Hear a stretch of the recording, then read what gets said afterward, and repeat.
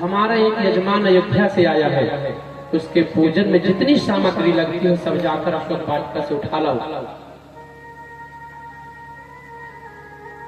कल प्रातः मैं 5 बजे जाऊंगा पूजा करवाने। जामुन से रावण ने कहा कि अपने यजमान को कह देना प्रातः ब्रह्म मुहूर्त में तैयार होकर सपत्नीक पूजा करने के लिए तैयार हो जाएंगे। जामुन ने कहा महापंडित, हमारे प्रभु की पत्नी का राक्षस ने हरण कर लिया है। रावण ने कहा जामुन का, लेकिन बिना पत्नी के कोई धर्म कर्म नहीं होता। यदि पत्नी जीवित है और पूजा में बैठने योग्य है तो उसको पूजा में लेकर ही बैठना चाहिए, अन्यथा पूजा का फल मिलने वाला नहीं है। क्योंकि जब विवाह होता है तो विवाह में रात्रि काल में आचार्यगण एक सप्तपदी करते हैं। सप्तपदी में कन्या के द्वारा पति से 7 प्रकार का वचन मांगा जाता है। तो पहले वचन में कन्या कहती है तीर्थ व्रतोद्यापनयाज्ञदानम। क्या कन्या कहती है, हे स्वामी तीर्थ व्रतोद्यापन यज्ञदान। आप अपने जीवन में तीर्थ व्रत उद्यापन पूजा पाठ यदि करें उस समय आप हमको अपने साथ में लेकर बैठे, और यदि आप ऐसा करना स्वीकार नहीं करते तो मैं आपके वाम भाग में नहीं विराजमान होंगी। साथ में कहा इस प्रकार 7 प्रकार के वचन को जब वर सुन लेता है और सुनने के बाद वर स्वीकार कर लेता है तब कन्या वाम भाग में विराजमान होने के लिए तैयार होती है। कहा गया जब तक सप्तपदी नहीं होता है तब तक कन्या कुंवारी मानी जाती है। यावत सप्तपदी नास्ति तावत कन्या कुमारिका। पूरा विवाह हो जाए लेकिन सप्तपदी जब तक नहीं होता है तब तक कन्या कुंवारी मानी जाती है। सप्तपदी के पूर्व पौपुजी होता है। सप्तपदी के पूर्व फेरे लग जाते हैं, लेकिन शास्त्र में कहा गया यावत सप्तपदी नास्ति तावत कन्या कुमारिका। जब तक सप्तपदी नहीं होता तब तक कन्या कुमारी मानी जाती, विवाह संपूर्ण नहीं माना जाता। तो कन्या पहले वचन में यही कहती है तीर्थ व्रतोद्यापनयाज्ञदानम।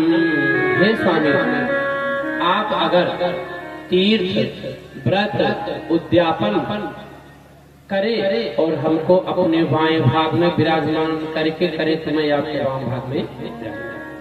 वही आज रावण ने कहा जामवंत जी, बिना पत्नी की कोई धर्म कर्म सफल नहीं होता। बिना पत्नी कथम धर्म।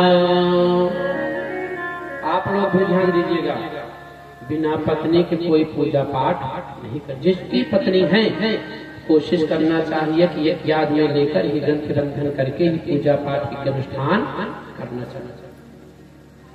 रावण ने कहा पुत्र मेघनाथ जाओ अशोक वाटिका और सीता से कह दो प्रातः काल ब्रह्म मुहूर्त में स्नान इत्यादि करके नूतन वस्त्र धारण करके तैयार रही, गुरु को लेकर मैं जाऊंगा। जामुन लौट कर आए रामा दल में और आकर भगवान श्री राम से कहे प्रभु रावण प्रातः काल पूजा कराने के लिए आए। तैयारी चालू हो गया और इधर रथ सजना प्रारंभ हो गया। लंका में प्रातः काल माता सीता को रथ पे बिठाकर रावण आ गया। भगवान श्री राम यजमान के आसन पर विराजमान हैं और महापंडित रावण भगवान का शत्रु भगवान के सम्मुख आचार्य बनकर बैठा है। आचार्य मतलब वही पंडित जो पूजा पाठ कराते हैं। एक शत्रु दूसरे शत्रु का पूजन करवा रहा है। महापंडित रावण पूजन प्रारंभ किया। गणानां त्वा गणपति गुंहवामहे, प्रियाणां त्वा प्रियपति गुंहवामहे। चालू करने वाला था, देख क्या रहा है कि भगवान अकेले बैठ रहे हैं। रावण ने कहा, यजमान तुम्हारी पत्नी कहाँ है? तो रावण ने कहा, महाराज। अब रावण नहीं कहे भगवान, भगवान कहे महाराज हमारी पत्नी का हरण हो गया है। रावण ने तुरंत सैनिकों को आदेश दिया, सीता को ससम्मान ले आकर बैठाया। माता सीता रथ से उतरी और आकर के पूजन में बैठी। भगवान के साथ ग्रंथि बंधन हुआ, पूजा संपन्न हुआ। रावण ने कहा, सीता तुम जाकर पुनः रथ में बैठ जाओ, क्योंकि तुम्हें लंका जाना है। जब पूजन समाप्त हो गया, रावण चलने के लिए तैयार हुआ। भगवान ने कहा, महाराज दक्षिणा बता दो, आपको दक्षिणा क्या दे दी? रावण ने कहा, आप क्या दक्षिणा दोगे बताओ? आप वनवासी हो, आपके पास में कुछ भी नहीं है, आप दक्षिणा दोगे क्या? भगवान ने कहा, नहीं फिर भी महाराज आप बताओ, आपको दक्षिणा क्या चाहिए? रावण ने कहा, आप दक्षिणा हमको मत दो, हमें दक्षिणा नहीं चाहिए। महापंडित रावण कह रहा है, हमें दक्षिणा की लालसा नहीं। भगवान ने कहा, आपका ऋण बाढ़ हो जाएगा, ज्यादा हो जाएगा, और दक्षिणा का ऋण यदि मैं दक्षिणा नहीं दे पाऊंगा तो उसका दोष लग जाएगा। भगवान ने कहा, रावण ने कहा, ठीक है यजमान, तो दक्षिणा यही है,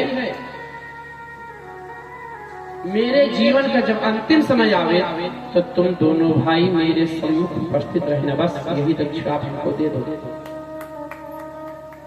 रावण ने भगवान से कहा, यजमान मेरी इच्छा, मेरी दक्षिणा यही है, मेरे जीवन का जब अंतिम समय आवे तो मेरे सामने तुम दोनों भाई खड़े रहना, यही मेरी दक्षिणा होगा। भगवान ने रावण को प्रणाम किया। रावण ने आशीर्वाद दिया कि जिस कामना के लिए तुम यहाँ पर आए हो उसमें तुम्हें विजय श्री की प्राप्ति हो जाए। सोचिए, रावण को पता है कि राम हमसे युद्ध करने आए हैं, और वही रावण राम को आशीर्वाद दे रहा है। ब्राह्मण देखिएगा, महापंडित रावण भगवान श्री राम को आशीर्वाद दे रहा है कि जाओ, जिस कामना के लिए तुमने यह पूजन किया, जिस कार्य के लिए तुम यहाँ आए हो उसमें तुम्हें विजय प्राप्त हो। और माता सीता को लेकर रावण लंका चला।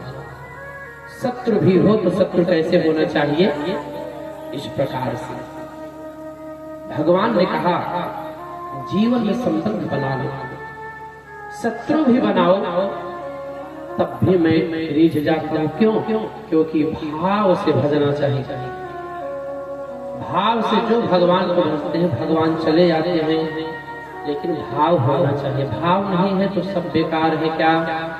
भाव का भूखा हूँ मैं, भाव ही एक सार है। भाव का भूखा हूँ मैं, भाव ही एक सार है। भाव का भूखा हूँ मैं, भाव ही एक सार है। भाव ही एक सार है, भाव ही एक सार है। भाव का भूखा हूँ मैं, भाव ही बस सार है।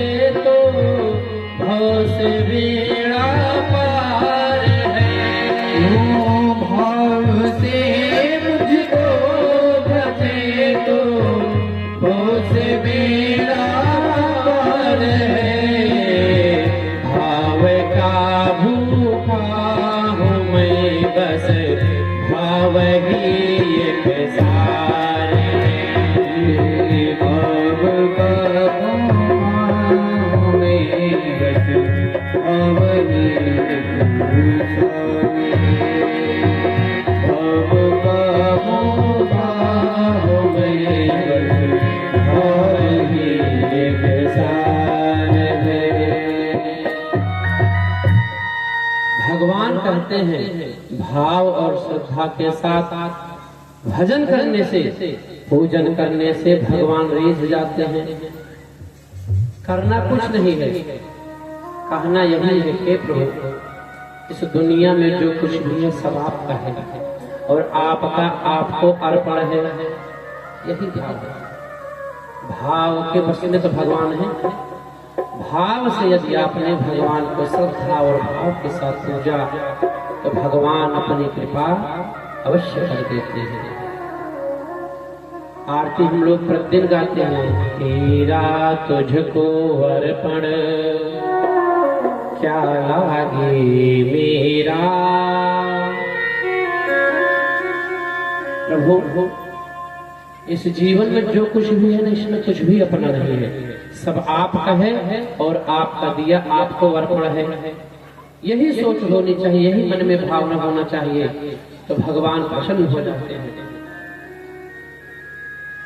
ऐसे ही भक्तमाल में एक कथा आती है। एक संत हुए घाटम दास, राजस्थान के रहने वाले घाटम दास जी महाराज। कार्य वो चोरी का करते हैं, उनका काम है चोरी करना, नाम है घाटम दास। चोरी करते हैं और चोरी ऐसे नहीं कि घर में वही अकेले चोर है, 2 4 7 10 पुष्ट उनका चोरी करके चला आ रहा है घाटम दास का। भक्तमाल में नाभादास जी ने सुंदर शब्दों में वर्णन किया है। क्या? घाटम दास जी जन्मजात चोर है। उनके बाबा जी, उनके पर बाबा जी, उनके पितामह जितने थे सब चोरी किए। घाटम दास का कार्य ही है चोरी करना। राजस्थान में रहते हैं और चोरी करते हैं। एक दिन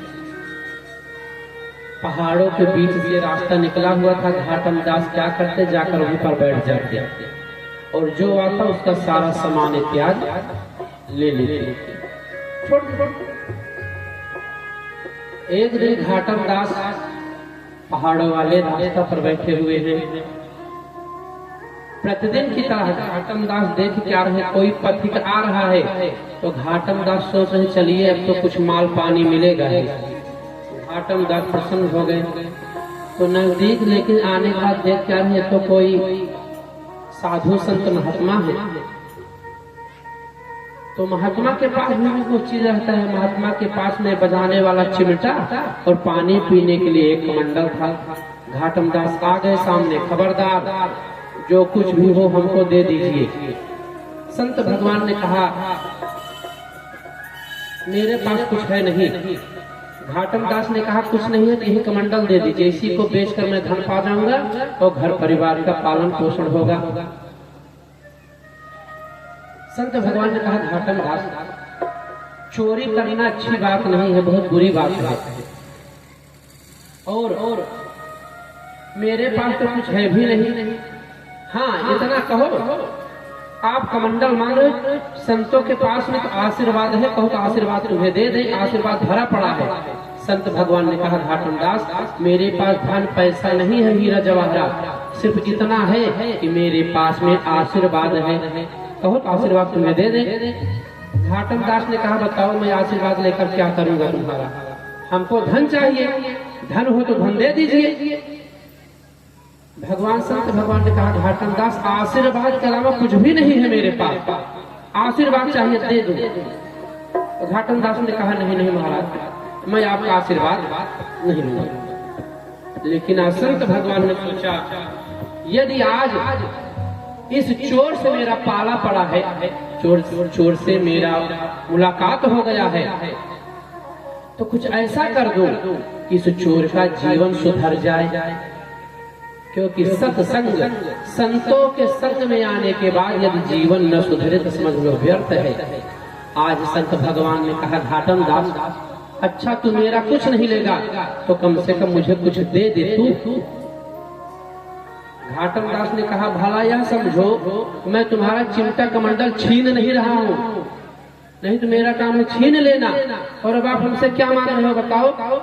तो संत भगवान ने कहा घाटम दास मैं तुमसे धन नहीं मांग रहा कि तुम हमको धन दो, भूमि दो, मैं जो आशीर्वचन तुमसे कहूँ वही दे दो। घाटम दास ने कहा कि जब कुछ पैसा कौड़ी नहीं मांग रहे, चलो मैं कह देता हूँ, दे रहा हूँ। घाटम दास ने कहा अच्छा महात्मा बताओ क्या चाहिए। तो संत भगवान ने कहा घाटम दास जीवन में 3 वचन हमको दे दो कि 3 कार्य तुम करोगे। घाटम दास ने कहा ठीक है बताओ महाराज। देखिए चोरी करने वाले का जीवन आज संत भगवान सुधार रहे हैं, युक्ति लगा दिए। संत भगवान ने कहा घाटम दास 3 वचन दो। घाटम दास ने कहा हाँ हाँ महाराज पूछो क्या चाहिए। संत भगवान ने कहा पहला कार्य जीवन में तुम कभी झूठ नहीं बोलोगे। अब घाटम दास के सामने यह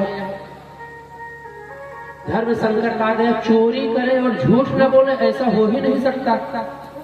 घाटम दास ने कहा ठीक है महाराज, आज के बाद से मैं सत्य बोलूंगा।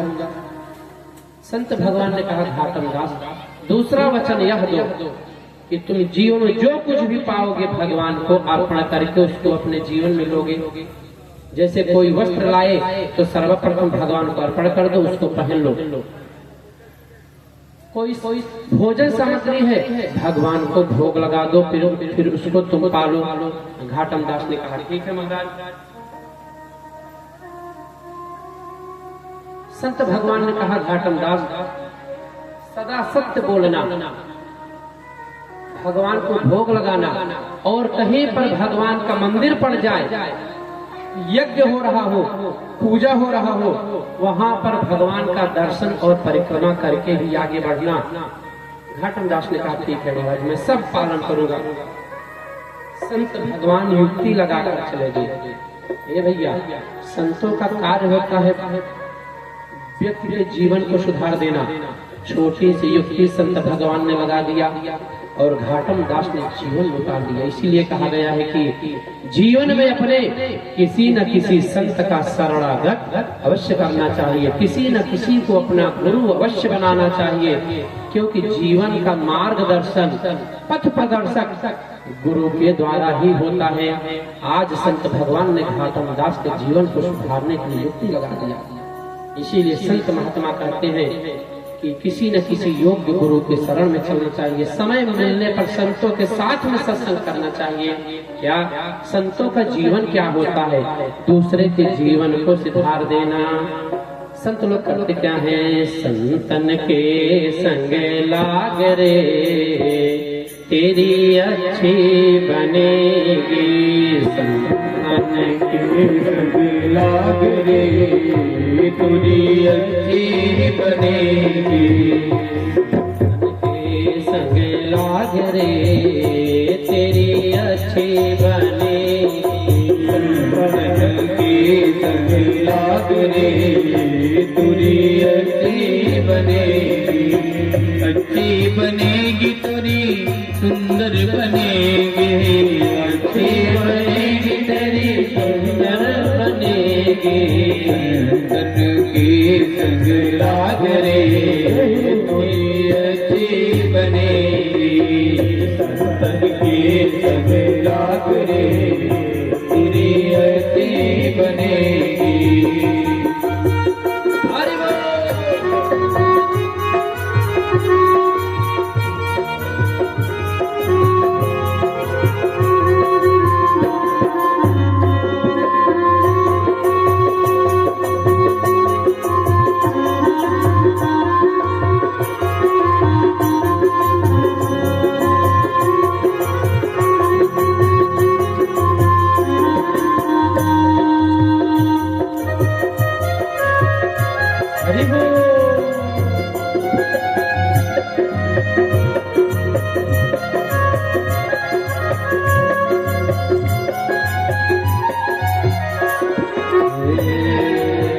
संतन संग करे पुण्य कमाए, संतन संग करे पुण्य कमाए, संतन संग करे पुण्य कमाए, संतन संग करे पुण्य कमाए, राम चरण अनुराग रे तेरी अच्छी बने, राम चरण अनुराग रे तेरी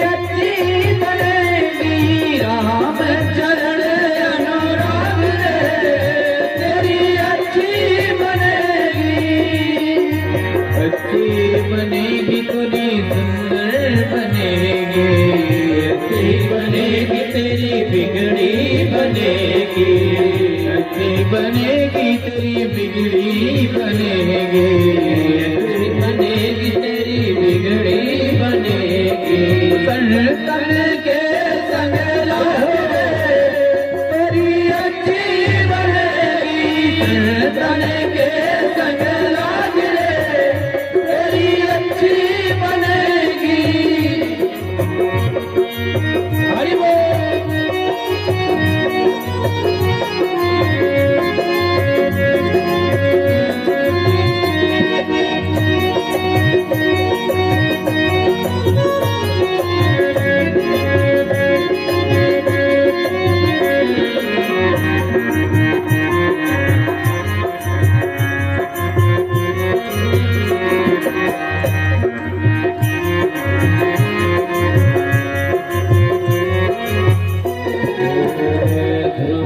की बन गई प्रहलाद की बने गई, की बन गई प्रहलाद जी की बन गई, ध्रुव जी की बन गई प्रहलाद जी की बने गई, ध्रुव जी की बन गई प्रहलाद जी की बन गई। हरि सुमिरन में जाग रे तेरी अच्छी बनेगी, हरि सुमिरन में राग रे तेरी अच्छी बनेगी, हरि सुमिरन में राग रे तेरी अच्छी बनेगी, हरि सुमिरन में राग रे तेरी अच्छी बनेगी।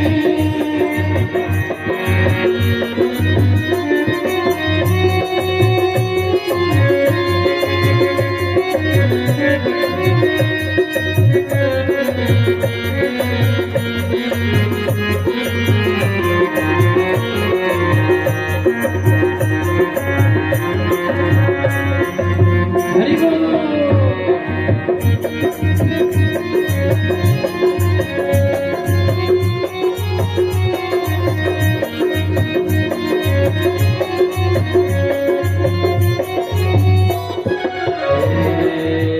कागा से तोहे हंस करेंगे, कागा से तुम्हें हंस करेंगे, कागा से तोहे हंस करेंगे, कागा से तुम्हें हंस करेंगे। जाए उनके जागरे तेरी अच्छी बनेगी, जाएगी तेरी पापरी तेरी अच्छी बनेगी, अच्छी बनेगी तेरी बिगड़ी बनेगी, अच्छी बनेगी तेरी बिगड़ी बनेगी। तन तन के संग लाग रे तेरी अच्छी बनेगी, तन के संग लाग रे तेरी अच्छी बनेगी, तन के संग लाग रे तेरी अच्छी बनेगी।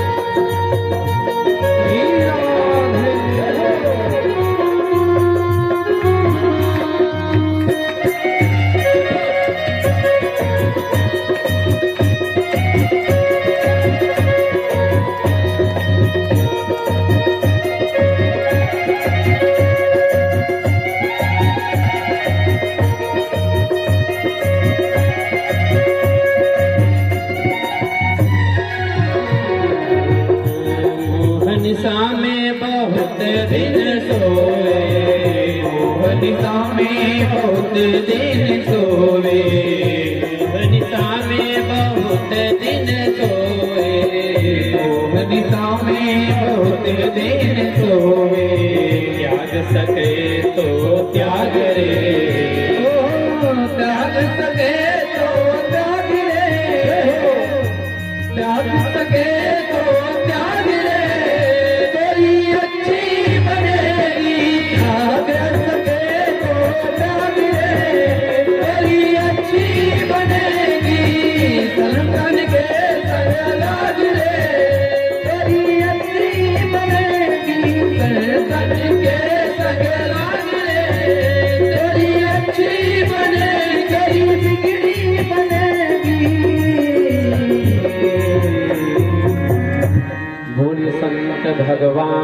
भगवान की, उमापति महादेव की, रमापति रामचंद्र की, अयोध्या नाथ भगवान की, मिथिलेश कुमारी की, जय जय श्री राधे श्याम।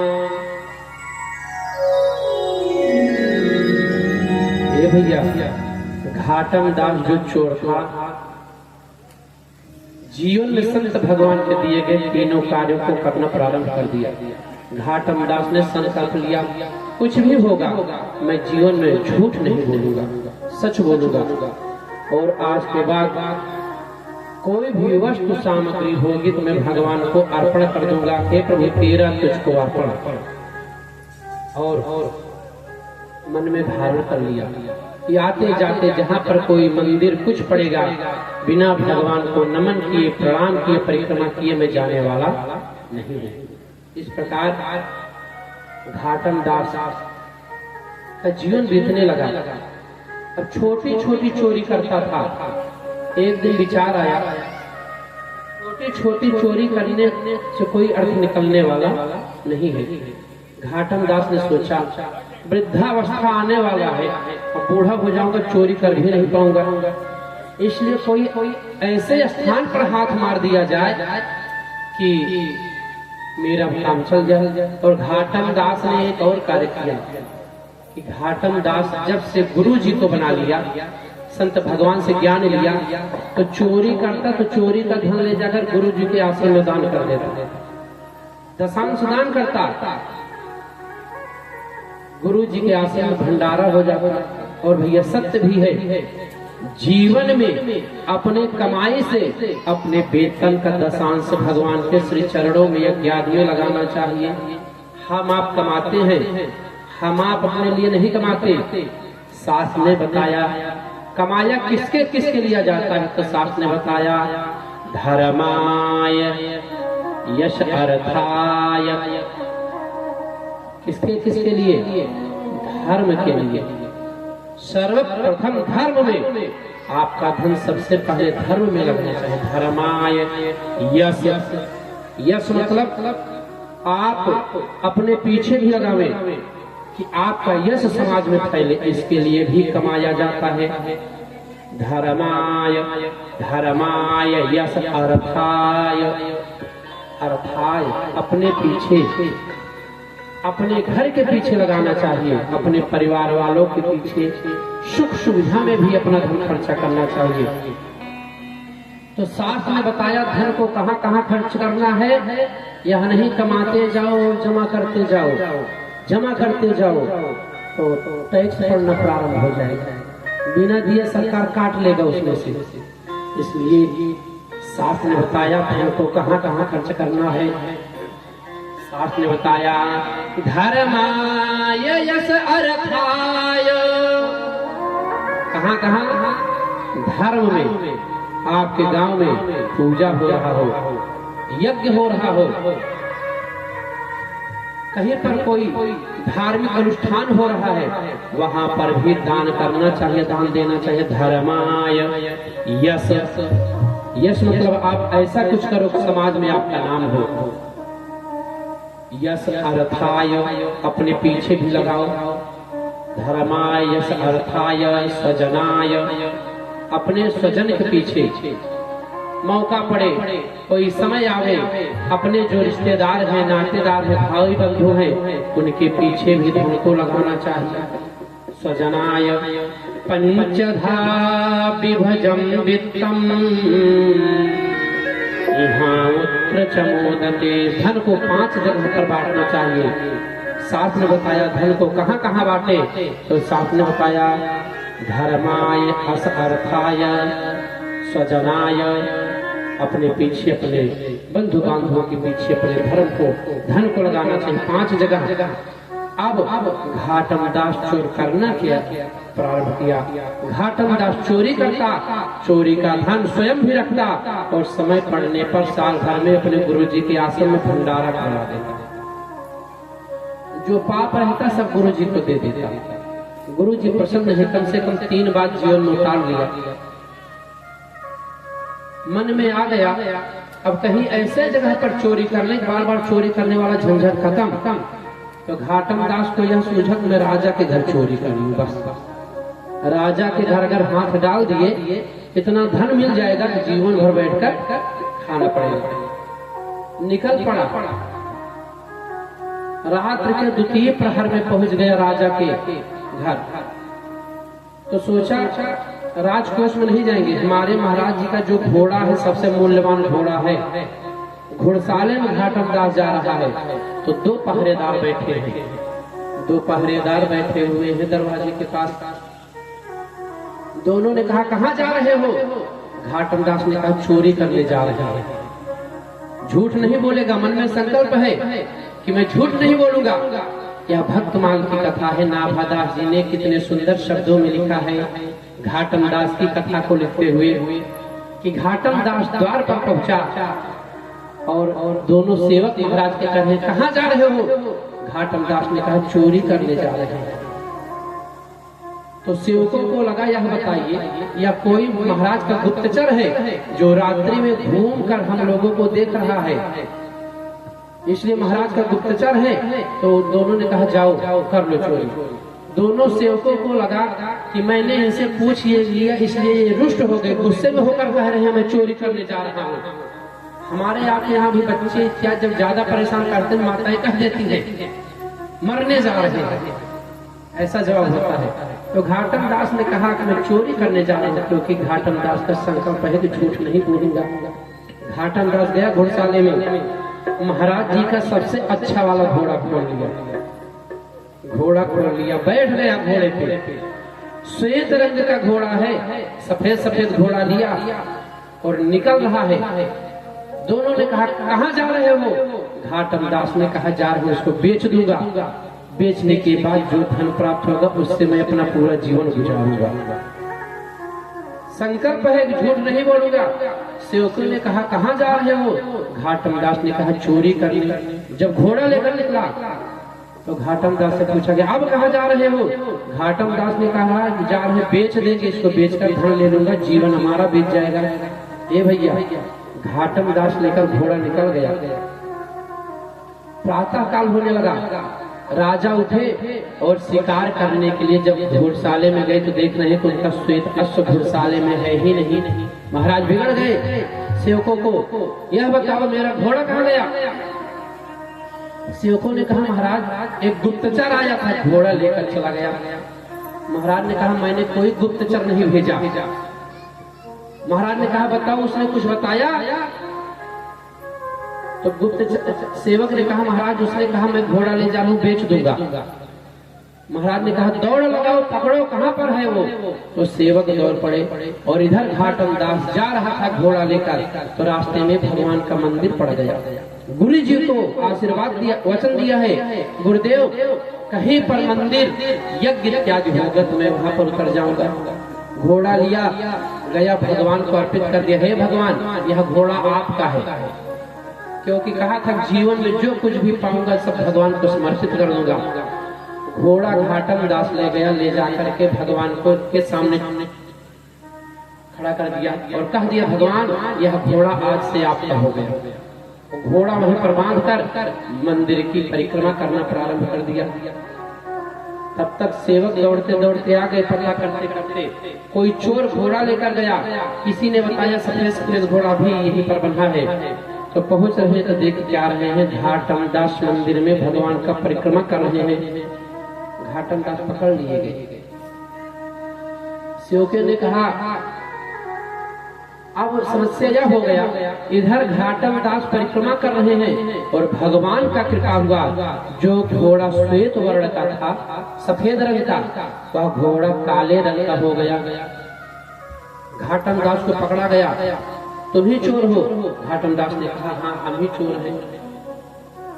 तुमने घोड़ा चुराया?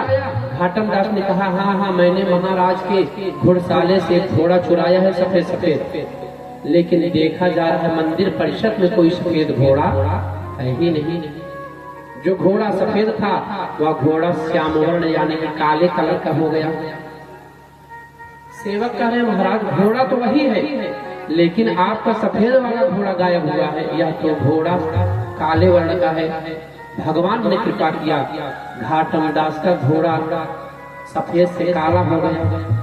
महाराज कह रहे हैं सेवकों, घोड़ा तो मेरा ही है, क्योंकि इसका कद काठी सब हमारे अश्व की तरह है। एक चिन्ह है, इसके गर्दन के पास में लीला है, यदि वह होगा तो निश्चित हो जाएगा कि यह घोड़ा मेरा है। राजा देखते हैं तो राजा ने कहा यही मेरा घोड़ा है। तो घाटम दास की पेशी में ले चलो राज्यसभा में। घाटम दास पहुंचे राज्यसभा में, पूछा गया तुमने चोरी किया? घाटम दास ने कहा हाँ महाराज हमने चोरी किया। घोड़ा कहाँ ले जा रहे थे? महाराज घोड़ा बेचने ले जा रहे थे। मंदिर के पास में क्यों रुक गए? घाटम दास ने कहा महाराज मैंने अपने गुरुदेव को वचन दिया है कि जीवन में जो कुछ भी मैं पाऊंगा सबसे पहले मैं भगवान को अर्पित कर दूंगा। जहाँ पर हमको मंदिर यज्ञ वेदादि का दर्शन होगा वहाँ पर मैं दर्शन करके ही आगे जाऊंगा।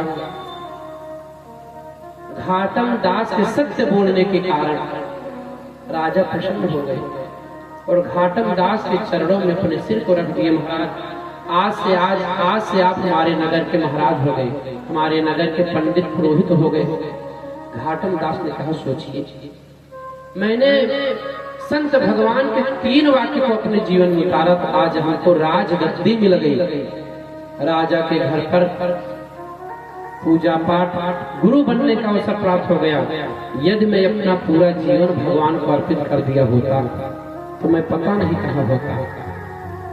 भक्तमाल में नाभादास जी ने यह बताया कि जीवन में कुछ भी करे भगवान को अर्पित कर देना चाहिए। भगवान के चरण शरण में जाकर यह कहना चाहिए भगवान आपका कार्य था आप ही जाने। इस प्रकार घाटम दास की कथा नाभादास जी ने भक्तमाल में वर्णन किया किस प्रकार एक चोर का जीवन संत भगवान ने सुधार दिया। आइए हम लोग भी 2 बार भगवान का माता जी का पावन नाम, उसके बाद यथामत यथागत के अनुसार भगवान की मंगलमय कथा को श्रवण करेंगे। क्या मैया का यह रूप सुहाना लगता है, मैया का यह रूप सुहाना लगता है, भक्त का तो दिल दीवाना लगता है। मैया का यह रूप सुहाना लगता है, भक्त का तो दिल दीवाना लगता है। मैया का यह रूप सुहाना लगता है, भक्तों का तो दिल दीवाना लगता है। मैया का यह रूप सुहाना लगता है, भक्तों का तो दिल दीवाना लगता है।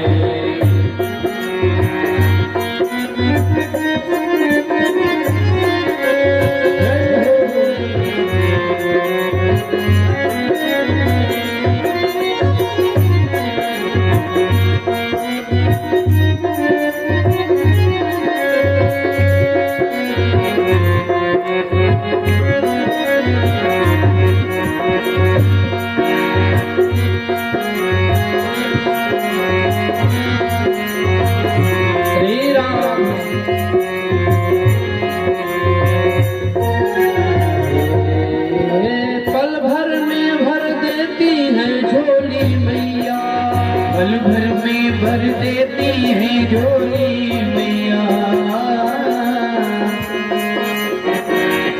ओ पल भर में भर देती है झोली मैया। इनसे तो रिश्ता पुराना लगता है, मैया का यह रूप सुहाना लगता है, भक्तों का तो दीवाना लगता है। मैया का यह रूप सुहाना लगता है, भक्तों का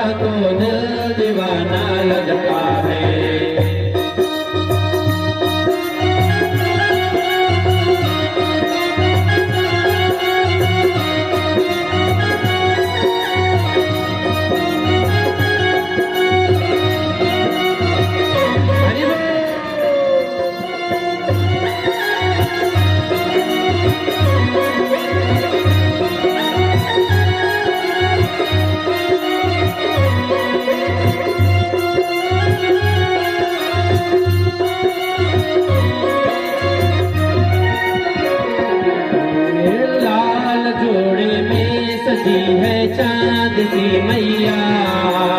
लाल जोड़े में सजी है चांद सी मैया। लाल जोड़े में सजी है चांद सी मैया। लाल जोड़े में सजी है चांद सी मैया। खूब गहनों से लदी है प्यारी सी मैया। खूब गहनों से लदे हैं प्यारी सी मैया। इनका तो मुखड़ा सुहाना लगता है। भक्तों का तो दिल दीवाना लगता है। ओ मैया का यह रूप सुहाना लगता है। भक्तों का तो दिल दीवाना लगता है। ओ मैया का यह रूप सुहाना लगता है। भक्तों का तो दिल दीवाना लगता है।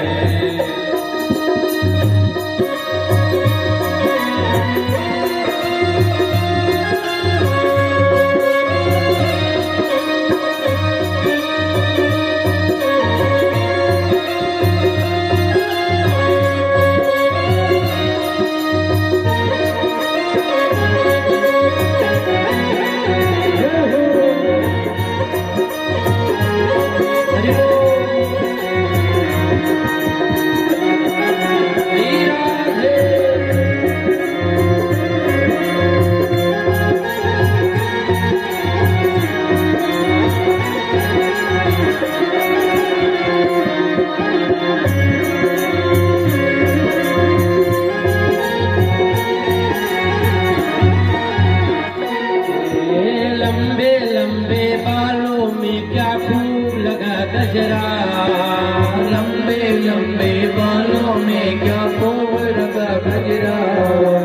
लंबे लंबे बालों में क्या खूब लगा गजरा। ओ लंबे लंबे बालों में क्या खूब लगा गजरा। तीखे तीखे नैनों में हाँ सज रहा गजरा। तीखे तीखे नैनों में हाँ सज रहा गजरा। तीखे तीखे नैनों में हाँ सज रहा गजरा। तीखे तीखे नैनों में हाँ सज रहा गजरा। हाथों का कंगना सुहाना लगता है। भक्तों का तो दिल दीवाना लगता है। मैया का यह रूप सुहाना लगता है। भक्तों का तो दिल दीवाना लगता है। मैया का यह रूप सुहाना लगता है। भक्तों का तो दिल दीवाना लगता है। श्री राधे।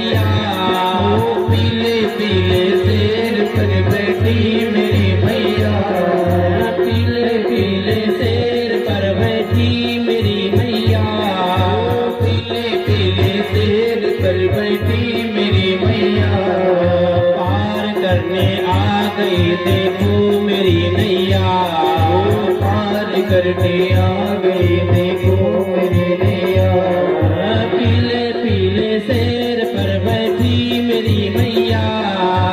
पीले पीले शेर पर बैठी मेरी मैया पार करने आ गई।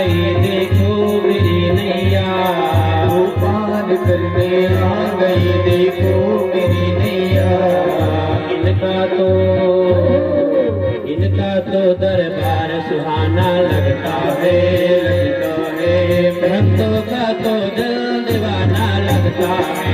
ओ मैया का दरबार सुहाना लगता है, भक्तों का तो दिल दीवाना लगता है।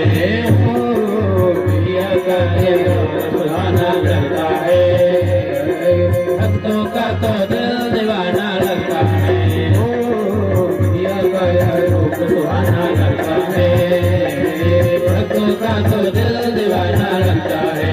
ओ मैया का यह रूप सुहाना लगता है, भक्तों का तो दिल दीवाना लगता है, भक्तों का तो दिल दीवाना लगता है, भक्तों का तो दिल दीवाना लगता है। बोलिए जगत जननी जगदम्बिका की, अम्बे मातु की जय जय श्री राधे। पूज्यपाद गोस्वामी तुलसीदास जी महाराज ने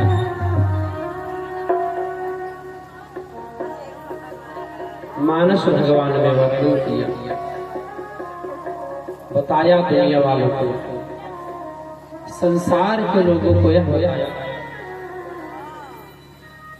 कि जीवन बहुत अनमोल है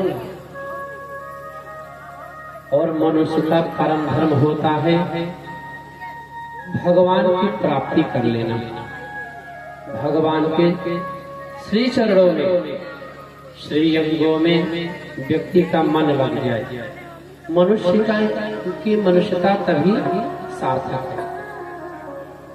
इसीलिए जीवन भर प्रयत्न करना चाहिए, एन केन प्रकारेण, जैसा भी जीवन में समय मिले उसी प्रकार भगवान का भजन, पूजा, पाठ, अर्चन करना चाहिए। क्योंकि भैया जीवन बीत जाता है, जीवन बीत जाएगा आपको पता ही नहीं चलेगा। खेलने कूदने घर परिवार को देखने में जीवन इस प्रकार से बीत जाता है कि कोई समझ ही नहीं पाएगा, कब बीत गया आपको पता नहीं चलेगा। और जीवन का मनुष्य का जो परम कर्तव्य है उसको व्यक्ति भूल जाता है। इसीलिए मानव जीवन का 4 भाग किया गया और यह भी निर्धारित किया गया कब क्या करना है, चाहे जब चाहे जो मत करिए। बताया गया कब क्या करना है, 4 भाग में विभाजित कर दिया गया। क्या? प्रथमेनार्जितं विद्या, द्वितीयेनार्जितं धनम्, तृतीयेनार्जितं पुण्यम्, चतुर्थे किं करिष्यति। जीवन को 4 भागों में विभाजित किया गया। प्रथमे, द्वितीय, तृतीय और चतुर्थे। बालावस्था, जिसको हम लोग शैशवा अवस्था के नाम से भी जानते हैं, युवावस्था, प्रौढ़ावस्था और वृद्धावस्था। 4 भागों में बांटा गया मनुष्य जीवन को। चारों भाग में क्या क्या करना है शास्त्र ने बता दिया है कि चारों भाग में चाहे जो चाहे जब मत करो, करने का समय है। शास्त्र ने क्या बताया? प्रथमेनार्जितं विद्या, द्वितीयेनार्जितं धनम्, तृतीयेनार्जितं पुण्यम्, चतुर्थे किं करिष्यति। भैया कितना सुंदर शब्दों में बताए, प्रथमे नार्जितम विद्या। जीवन के, मानव जीवन के पहले चरण में क्या करना है, शास्त्र बताया। प्रथमे नार्जितम विद्या, पहले जीवन के पहले चरण में क्या करना है, विद्या ग्रहण करना है, अध्ययन करना है। प्रथमे नार्जितम विद्या, और आप बड़े चतुर बने और आप कहें कि मैं तो प्रथम चरण में धनार्जन करूंगा, तो बताइए आप धनार्जन कैसे करेंगे? जब तक आपके पास में ज्ञान नहीं रहेगा, सर्टिफिकेट नहीं रहेगा, आपको नौकरी कौन देगा? इसलिए कहा गया प्रथमे नार्जितम विद्या। जीवन के पहले चरण में अध्ययन करना चाहिए, पढ़ना चाहिए। पढ़ेंगे तो आपको नौकरी मिल जाएगा। फिर प्रथमे नार्जितम विद्या, द्वितीये नार्जितम धनम। जीवन के द्वितीय चरण में धनार्जन करना है। धनार्जन कैसे होगा? पढ़े लिखे आप, योग्य बन गए, परीक्षा पास कर लिए, नौकरी मिल गया, धनार्जन हुआ। नौकरी नहीं मिला, आप अपने शारीरिक श्रम के द्वारा धनार्जन किए, आप चतुर बने। नहीं, मैं तो अभी नहीं करूंगा, मैं वृद्धावस्था में धनार्जन करूंगा। तो वृद्धावस्था में आप सोचिए कौन सा धनार्जन करेंगे? जब शरीर में बल नहीं रहेगा, पौरुष नहीं रहेगा, शरीर में ताकत नहीं रहेगा, तो आप धनार्जन नहीं कर सकते, आप कोई कार्य नहीं कर सकते। इसीलिए कहा गया जीवन के द्वितीय चरण में धनार्जन करना चाहिए। आप युवा हैं, और युवा है तो आप कोई भी कार्य कर सकते हैं, कोई भी कार्य। आप 5-5, 6-6, 7-7 घंटे खड़े होकर ऑफिस में कार्य कर सकते हैं, आप बैठकर कार्य कर सकते हैं, क्योंकि उस समय आपका शरीर निरोगी काया है। क्योंकि धीरे धीरे जैसे जैसे उम्र बढ़ता है, वैसे वैसे शरीर में रोग आता है। इसलिए कहा गया प्रथमे नार्जितम विद्या, द्वितीये नार्जितम धनम। तो तृतीय चरण में क्या करना है? जीवन के तृतीय चरण में करना है मैया तृतीय चरण में भगवान का पूजा पाठ यात्रा करना है। तृतीय चरण में तृतीय नार्जितम पुण्यम, जीवन के तृतीय चरण में पुण्यार्जन करना है। पुण्यार्जन मतलब धर्म करना है, यात्रा करना है। बद्रीनाथ, केदारनाथ, माता वैष्णो देवी का यात्रा आप करेंगे। यदि आप जीवन के तृतीय चरण में नहीं करेंगे तो वृद्धावस्था में आप केदारनाथ, बद्रीनाथ जा ही नहीं सकते, क्योंकि बड़ा दुर्गम चढ़ाई है। एक सुस्त व्यक्ति को जाने में समस्या होता है, और प्रौढ़ावस्था का व्यक्ति वृद्धावस्था में कोई जा ही नहीं सकता। शरीर में ताकत है, अपने पास धन है, इसीलिए शास्त्र ने कहा तृतीय नार्जितम पुण्यम, अपने जीवन के तृतीय चरण में पुण्यार्जन करना चाहिए। यज्ञ में परिक्रमा लगाना चाहिए। वृद्ध हो जाएंगे, परिक्रमा नहीं लग पाएगा, एक चक्कर लगाएंगे थक जाएंगे, बैठ जाएंगे। लेकिन आप युवा हैं, आप 10, 20, 21, 51, 108 परिक्रमा लगा सकते हैं। जहाँ नाम भीमन हो वहाँ पर आप पैदल दर्शन करने जा सकते हैं। इसलिए कहा गया तृतीये नार्जितम पुण्यम चतुर्थे किं करिष्यति।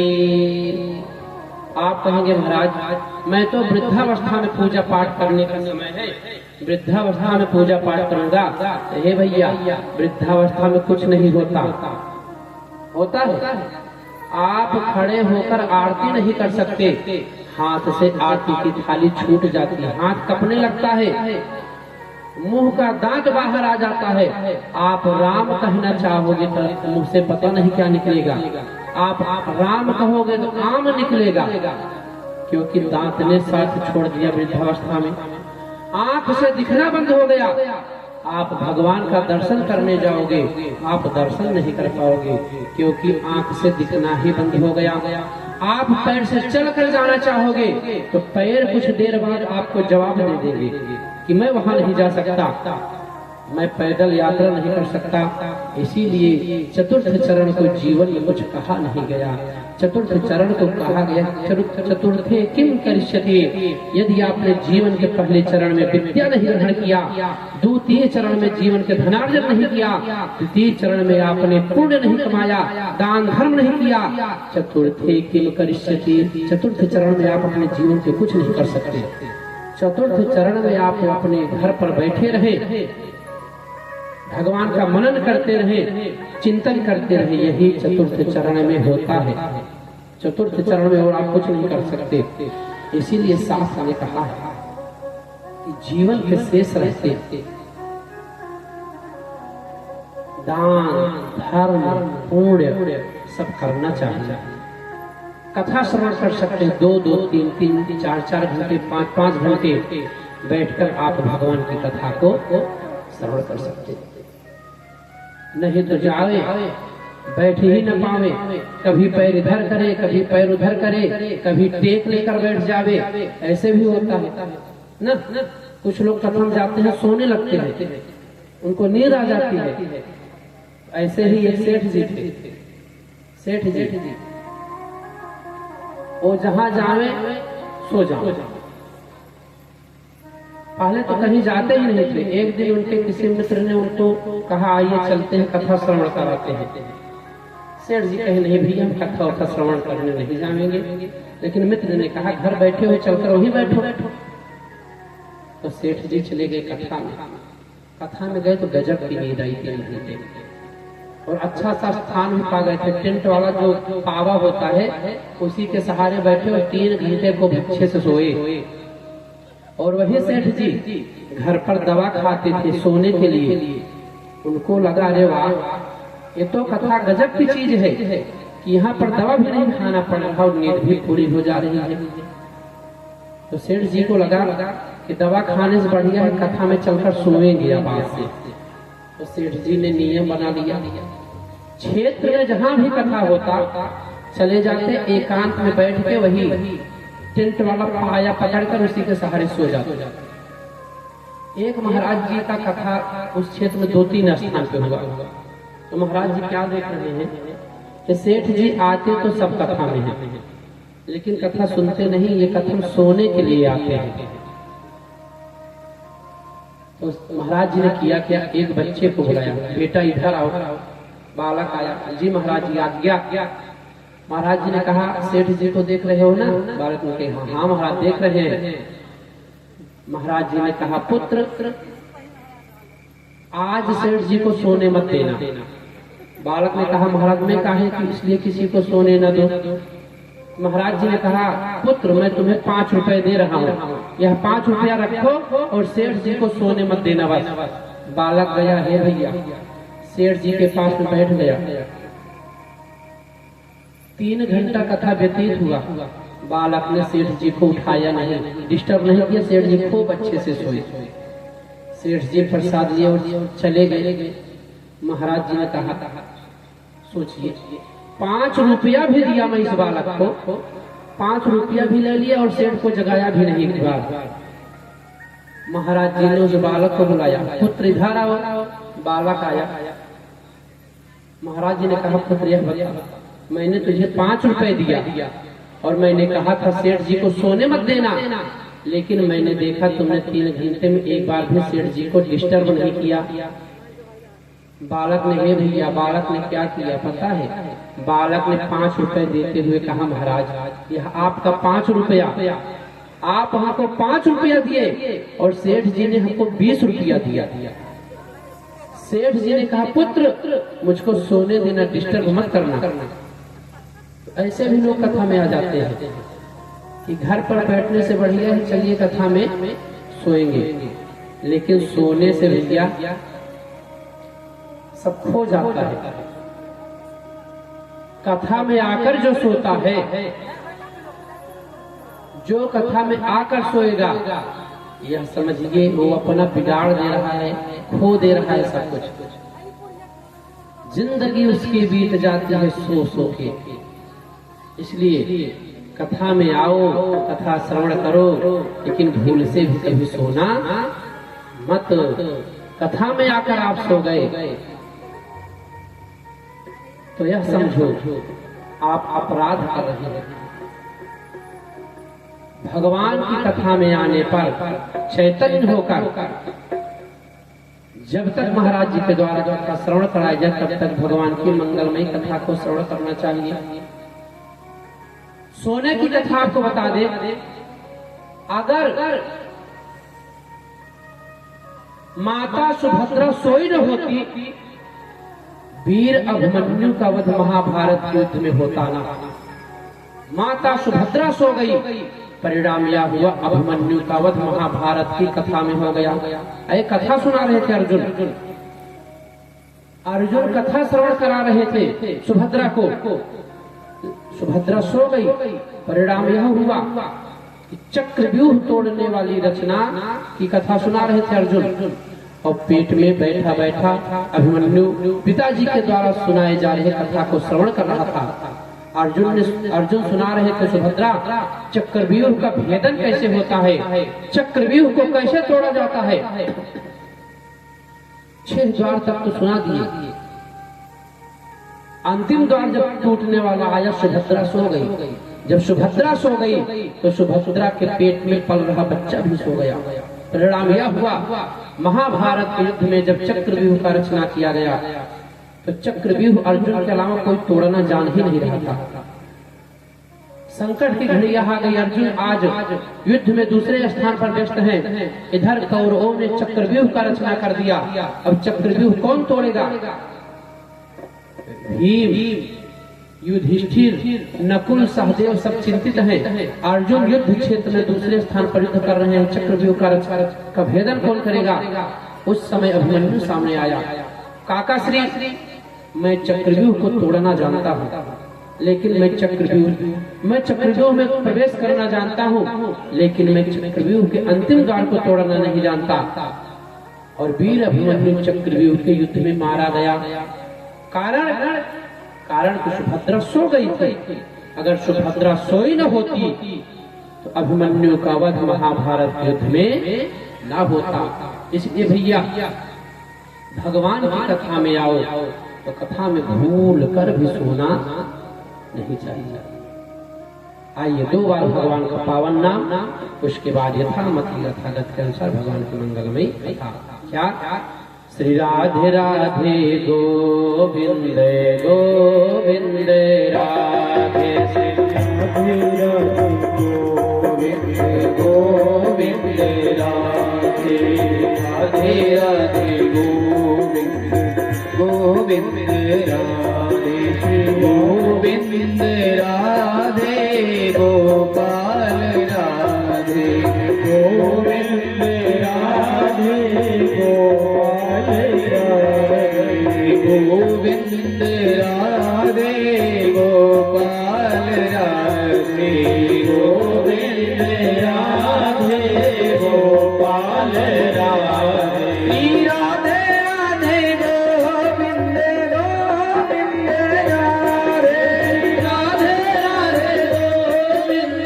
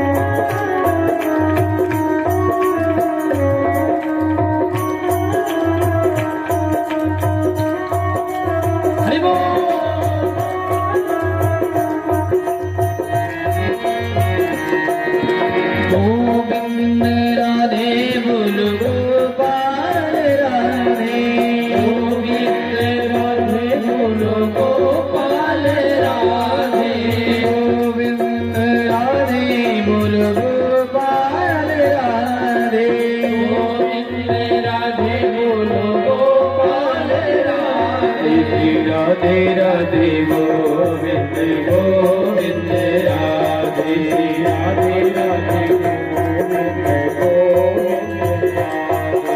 राधे राधे गोविंद गोविंद राधे राधे राधे गोविंद राधे गोपाल राधे गोविंद राधे गोपाल राधे गोविंद राधे गोपाल राधे गोविंद राधे गोपाल राधे राधा रमण दी राधे राधे राधे राधा रमण दी राधे राधे राधे गोविंद राधे बोलो गोपाल राधे गोविंद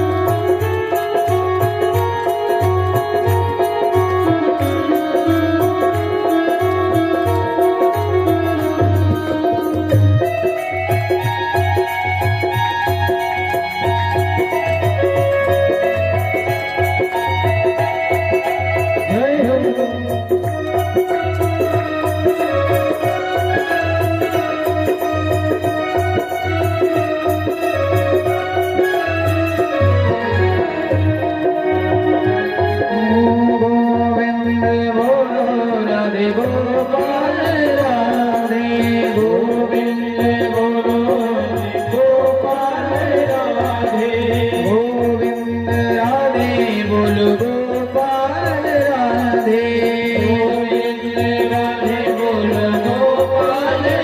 राधे राधे राधे गोविंद गोविंद राधे श्री राधे राधे गोविंद गोविंद राधे राधे राधे गोविंद गोविंद राधे गोविंद राधे बोल गोपाल राधे गोविंद राधे बोल गोपाल राधे राधे राधे गोविंद गोविंद राधे राधे राधे गोविंद गोविंद राधे राधे राधे गोविंद गोविंद राधे राधे राधे गोविंद गोविंद राधे गोविंद राधे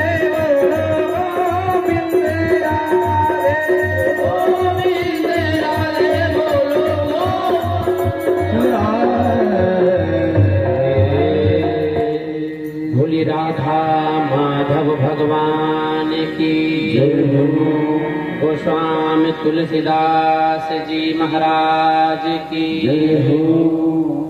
मानस भगवान की जय जय श्री राधे श्याम। जिस प्रकार मानस में ही गोस्वामी तुलसीदास जी मानस भगवान में वर्णन आया। भगवान से बता रहे माता पार्वती को देवी, और भगवान ने भी स्वयं कहा है कि जो भक्त हमको जिस भाव से भजता है उसका मैं नैया पार कर देता हूं। जो हमको जैसे भजता है उसको मैं वैसे ही मैं भी भजता हूँ। ये नहीं आप अकेले भजन कर रहे हो, आप भगवान को याद करते हो और भगवान आपको याद करते हैं। यह भगवान बताए ताम तैव तथाम में हम, जो भक्त मुझे भजता है मैं उसको भजता हूं। बस यह बात यह होती है कि उसका भजने का ढंग क्या है, तरीका क्या है। श्रद्धा भाव से साथ भज रहा है। तो गोस्वामी तुलसीदास जी महाराज ने बहुत सुंदर शब्दों में बताया।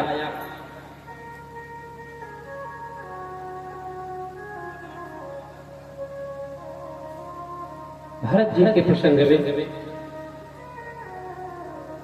कि प्रभु कि जीवन तो आपने दिया और इसका मैं भोग भी कर रहा हूं, लेकिन इस जीवन के साथ साथ आप हमको ऐसा कैसे कृपा आप करिए कि जीवन के साथ साथ आपका भजन पूजा पाठ हमारे जीवन में आ जाए। यदि पूजा पाठ भजन जीवन में नहीं आ रहा है तो जीवन निरर्थक हो गया, और इसी पूजा पाठ भजन के आ जाने मात्र से ही मनुष्य का जीवन सार्थक हो जाता है। इसके लिए करना क्या है? इसके लिए करना कुछ नहीं, सिर्फ श्रद्धा और विश्वास, दो चीज जीवन में लाना है।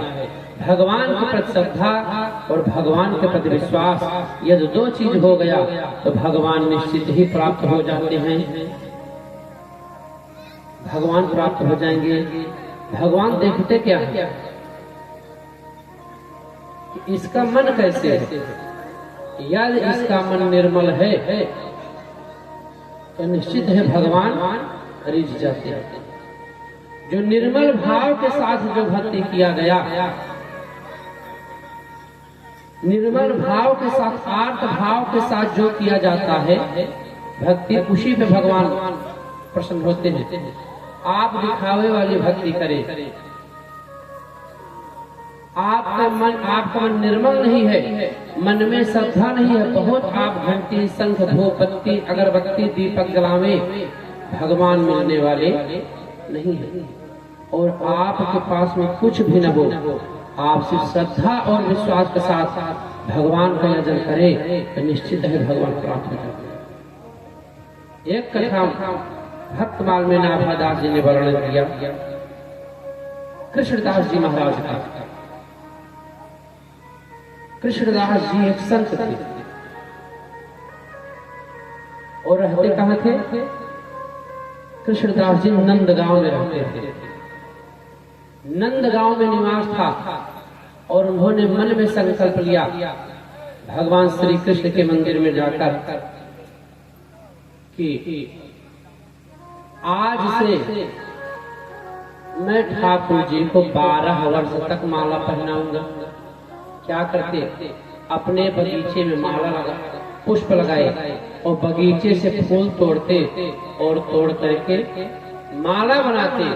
माला बनाने के बाद ले जाकर के ठाकुर जी को पहनवा देते। तो मन में संकल्प आ गया, अब मैं 12 वर्ष तक यह कार्य करूंगा। मंदिर पहुंचे और मंदिर जाकर के यह मन में विचार किए और भगवान से कहे, प्रभु आज से 12 वर्ष तक मैं आपको माला पहनाऊंगा। 12 वर्ष तक मैं माला आपको पहनाऊंगा और 13वें वर्ष में आपको पहनने के लिए स्वयं आना पड़ेगा। कृष्णदास जी नंदगांव में रह रहे हैं, वृद्धावस्था को प्राप्त हो गए और नित्य प्रति सुबह माला बनाते और बनाकर ले जाते, ठाकुर जी को धारण कराते। पुनः फिर सुबह हो माला बनावे अपने अपने फूल बगिया से,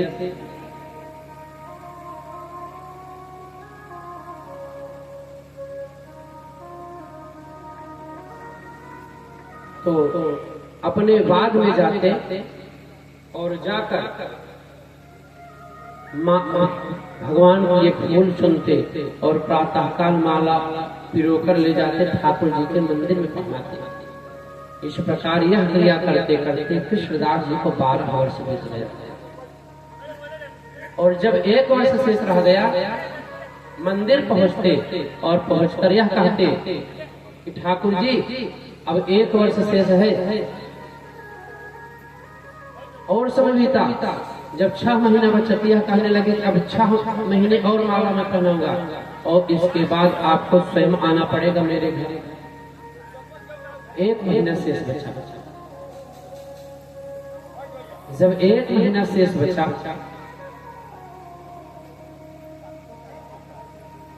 कृष्णदास जी कहने लगे, प्रभु अब मैं चलने फिरने में असमर्थ हो चुका हूँ,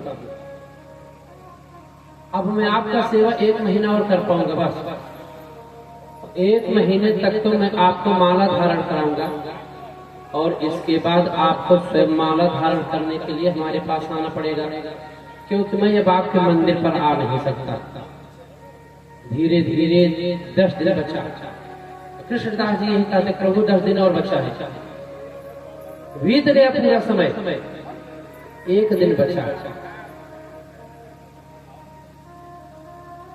माला लेकर आए प्रातःकाल, धारण करवाए भगवान को और मंदिर में कहे, प्रभु अब आज मैं आपको अंतिम बार माला पहना रहा हूँ, इसके बाद आपको स्वतः मेरे घर पर आना पड़ेगा माला पहनने के लिए।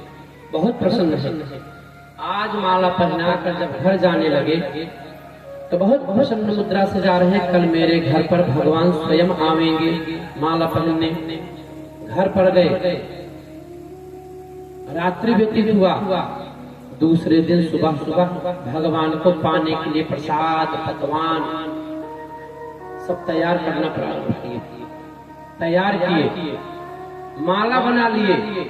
माला बनाकर कृष्णदास जी अपने घर पर पात्र में रख लिए कि भगवान आएंगे तो भगवान को माला पहनाया जाएगा।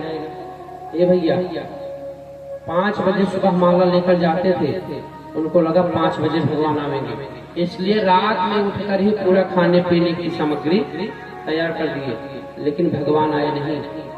सुबह का 9 बज गया। सोच रहे हो सकता है भगवान कहीं व्यस्त हो, अब आएंगे। 9 बज गया। कृष्णदास जी इंतजार कर रहे हैं रास्ते में बैठकर दरवाजे पर, भगवान नहीं आए। ऐसे करते करते दोपहर हो गया, दिन का 12 बज गया। भक्त कृष्णदास भगवान का इंतजार कर प्रतीक्षा, प्रभु आएंगे और भगवान को मैं माला पहनाकर भोग लगाऊंगा। भगवान नहीं आए। सायंकाल हो गया।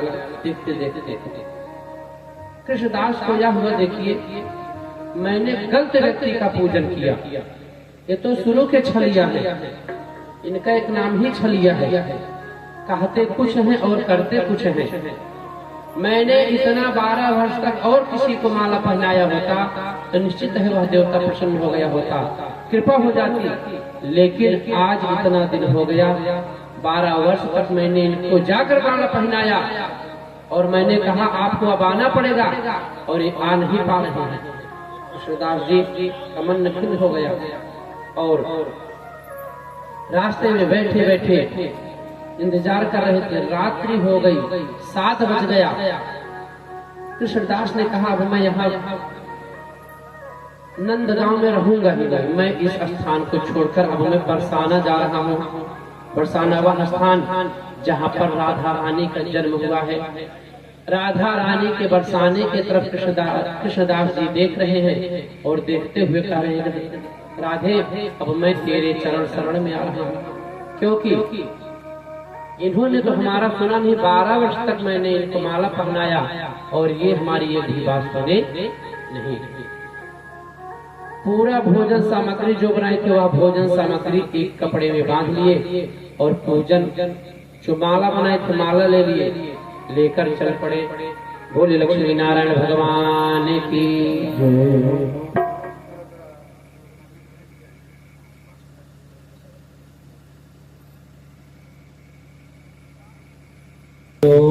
जय जय राम कृष्ण हरि, जय जय राम कृष्ण हरि, जय जय राम कृष्ण हरि, जय जय राम कृष्ण हरि, जय जय राम कृष्ण हरि, जय जय राम कृष्ण हरि, जय जय राम कृष्ण हरि, जय जय राम कृष्ण हरि, जय जय राम कृष्ण हरि, जय जय राम कृष्ण हरि, जय जय राम कृष्ण हरि, जय जय राम कृष्ण हरि, जय जय राम कृष्ण हरि, जय जय राम कृष्ण हरि, जय जय राम कृष्ण हरि, जय जय राम कृष्ण हरि। जय जय राम कृष्ण हरि, जय जय राम कृष्ण हरि, जय जय राम कृष्ण हरि, जय जय राम कृष्ण हरि, जय जय राम कृष्ण हरि, जय जय राम कृष्ण हरि, जय जय राम कृष्ण हरि, जय जय राम कृष्ण हरि, जय जय राम कृष्ण हरि, जय जय राम कृष्ण हरि, जय जय राम कृष्ण हरि। बोली राघव सरकार की। हे भैया, कृष्णदास के मन में आ गया कि अब मैं नंदगांव में नहीं रहूंगा। पूरा जितना कुछ बनाए थे उसको लिए और माला जो बनाए थे माला लिए, ले करके चल दिए। और जाने ही वाले थे, देख क्या रहे आगे से गायों का एक समूह चला रहा है। बहुत सी गायें निकल गई तो देख रहे एक ग्वाला दिख रहा है, हाथ में एक लाठी लिए हुए। तो कृष्णदास ने पूछा, भैया यह बताओ ये गायें कहाँ जा रही हैं? तो उस ग्वाल वाल ने कहा, यह तो नंद बाबा के 9 लाख गायें हैं महाराज, आप रास्ता छोड़ दीजिए क्योंकि इनको जाने में समय लगेगा। तो कृष्णदास जी साइड में खड़े हो गए। उस ग्वाल ने कहा, बाबा यह बताओ इस गठरी में क्या लिए हो? तो कृष्णदास ने कहा, क्या बताएं, आज मैंने कन्हैया के लिए ठाकुर जी के लिए भोजन सामग्री बनाया था, लेकिन उसको खाने नहीं आए और भगवान स्वयं ग्वाल बाल बन करके उपस्थित हो गए। तो भगवान ने कहा, बाबा हमको भूख लगा है, अगर आपके ठाकुर जी नहीं आए तो आप ये हमको खिला दीजिए। तो कृष्णदास ने क्या किया, गठरी खोला और उसमें से स्वयं खाना प्रारंभ किए। कृष्णदास ने कहा, आप भी खाओ। तो ग्वाल बाल रूपी भगवान ने कहा, ऐसा है बाबा, मेरे हाथ में गोबर इत्यादि लगा हुआ है, मेरा हाथ साफ नहीं है, आप ही हमको खिला दो। तो कृष्णदास ने स्वयं भगवान को खिलाया और स्वयं भी खा रहे हैं। तो कृष्णदास ने कहा, यह बताओ यह माला किसका है? ग्वाल ने कहा, कृष्णदास ने कहा, अरे क्या बताएं पुत्र, यह माला मैं बांके बिहारी के लिए बनाया था, लेकिन वह माला पहनने नहीं आया। 12 साल तक मैंने उसे माला पहनाया और मैंने कहा था 13वें वर्ष से तुम्हें आना है, लेकिन वो माला पहनने नहीं आए। मैं ले जा रहा हूँ, सब बहा दूंगा। ग्वाल बाल ने कहा, बाबा फिर ऐसा करो, यह माला हमें ही पहना दो, बहाने हो बढ़िया। तब कृष्णदास ने वह माला ठाकुर जी को पहना दिया और जैसे ही माला पहनाया वैसे ठाकुर जी वहीं पर प्रकट हो गए। तो कृष्णदास देख क्या रहे हैं, भगवान प्रकट हो गए। कृष्णदास ने कहा, प्रभु मैं तुमको 12 वर्ष तक माला पहनाया, लेकिन आप आए नहीं। और आज जैसे मैंने कहा कि मैं अब बरसाना चला जाऊंगा और बरसाना में जाने के लिए तैयार हुआ, आप दौड़ते हुए चले आए। इसका मतलब यह है कि हमको अब बरसाना ही जाना पड़ेगा।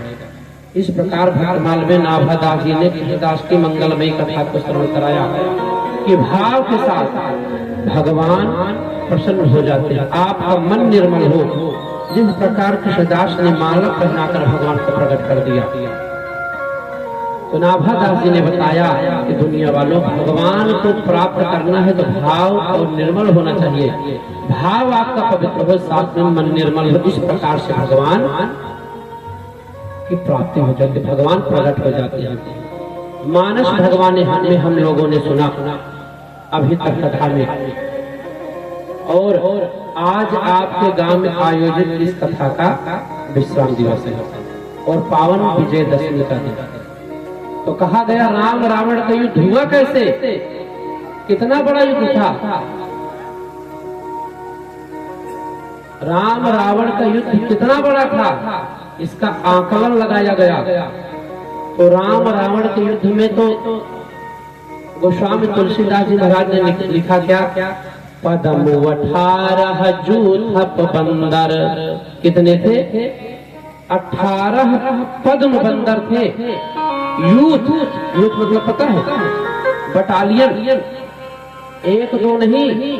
महाभारत का युद्ध इसलिए प्रसिद्ध हो गया कि महाभारत का युद्ध परिवार वाले लड़ गए, भाई भाई लड़ गए, इसलिए महाभारत का युद्ध इतना प्रसिद्ध हो गया। राम रावण के युद्ध का कोई आज तक तुलना कर ही नहीं पाया। एक दिन गोस्वामी तुलसीदास जी महाराज ने बहुत हिम्मत किया, तो राम रावण के युद्ध में उन्होंने क्या गिना? बटालियन। बटालियन मतलब झुंड या ग्रुप।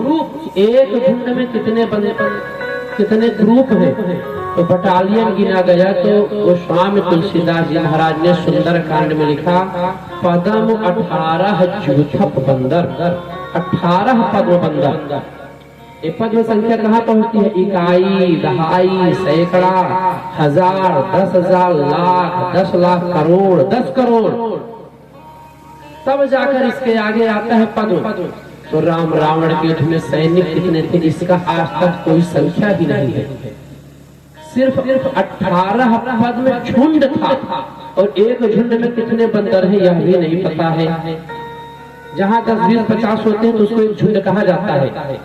वैसे ही 18 पद्म बंदर भगवान राम की सेना में थे। तो जिसके सेना में 18 पद्म बंदर हैं,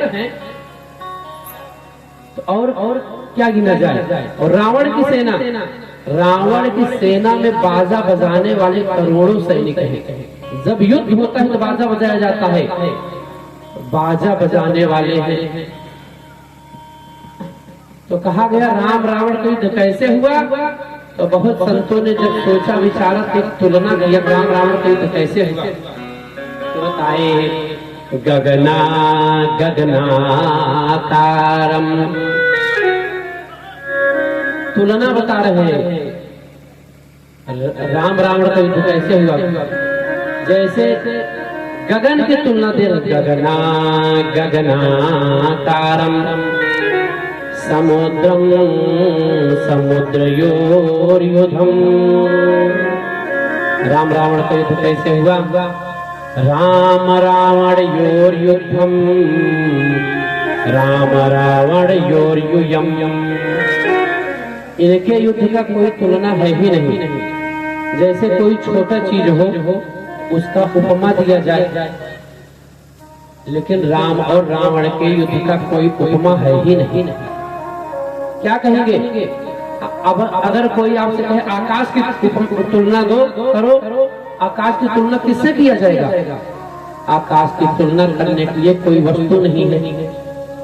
गगना गगनाकारम, जैसे आकाश की तुलना सिर्फ आकाश से किया जा सकता है, वैसे राम और रावण के युद्ध का तुलना सिर्फ राम और रावण के युद्ध के समान ही किया जा सकता है।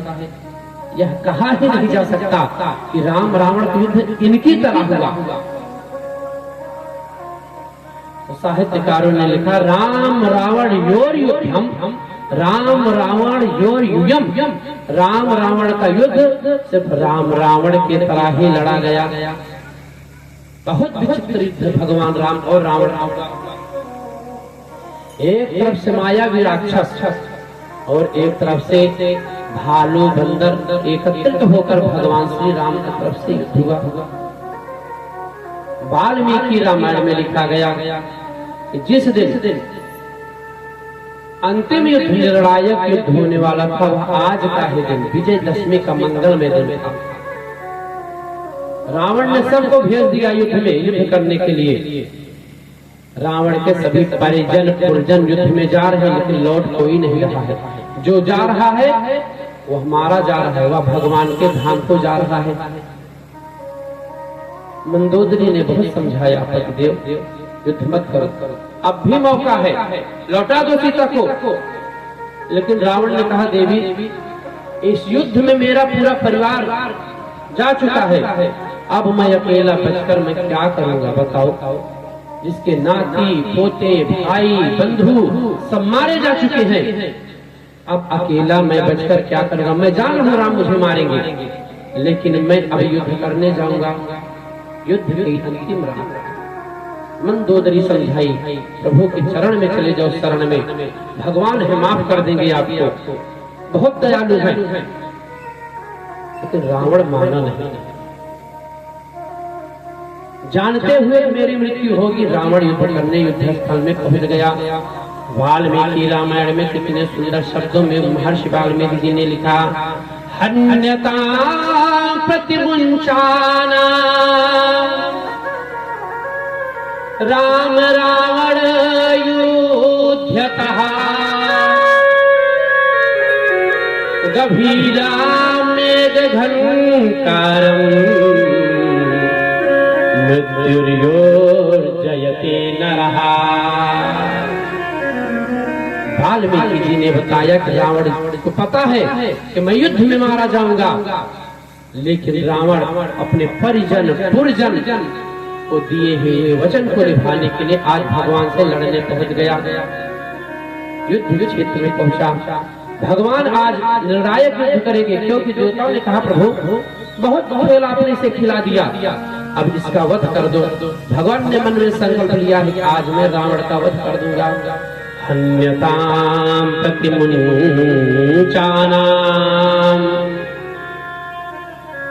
राम रावण योध्यतः।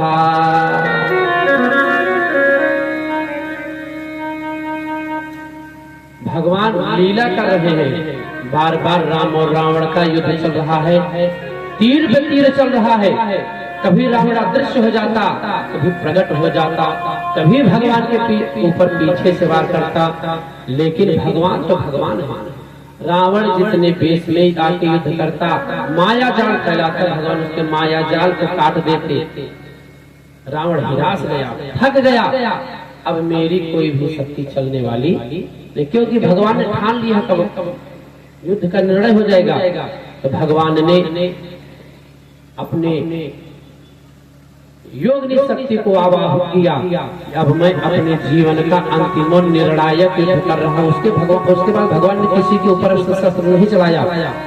उसके रावण के युद्ध के बाद भगवान ने पूरे जीवन में युद्ध नहीं किया, अपने जीवन का निर्णायक और अंतिम युद्ध भगवान कर रहे हैं। आज हाहाकार मच रहा है, सभी तरफ गीत कौवे सिगाल आवाज कर रहे हैं, जीते जी मुर्दों को लाशों को नोच नोच के खाया जा रहा है लंका के सम्मुख युद्ध स्थल में। और भगवान ने अपने योग माया का आवाहन किया, अब मैं अपने जीवन का अंतिम और निर्णायक युद्ध करने चल रहा हूँ।